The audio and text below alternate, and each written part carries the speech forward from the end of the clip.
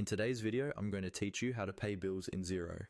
By the end of this walkthrough, you'll know exactly how to locate the right invoices, record a payment, and send a receipt, all within a few simple screens. First, make sure you're logged into your Xero account and you're on the main dashboard. From here, look towards the top of the screen for the main navigation bar. Find the tab labeled Sales and click on it.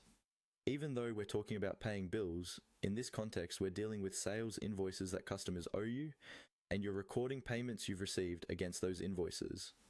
Once you're in the sales area, you'll see several options. Click on Invoices.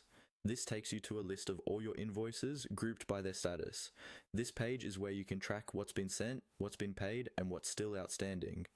Next, we want to focus on invoices that are due to be paid or have just been paid by your customers. To do that, look for the Awaiting Payment tab and click on it. This filters the list, so you only see invoices that have been approved and sent, but not yet fully paid. This step is important so you don't accidentally record a payment against the wrong invoice status. From the list that appears under Awaiting Payment, find the invoice you want to mark as paid. You can use the customer name, invoice number, or due date to help you identify the correct one.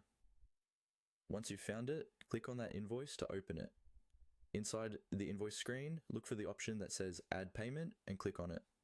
This is where you tell Xero how and when the customer paid you. A small form will appear prompting you for details. After recording the payment, the next step is to send a receipt to your customer as confirmation. Look for the option labeled Send Receipt and click on it. Now, fill in the necessary details. Check that the customer's email address, the message body, and any other fields look correct and professional.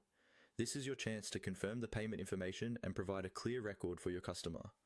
Finally, once everything looks good, click on Save. This will save the payment record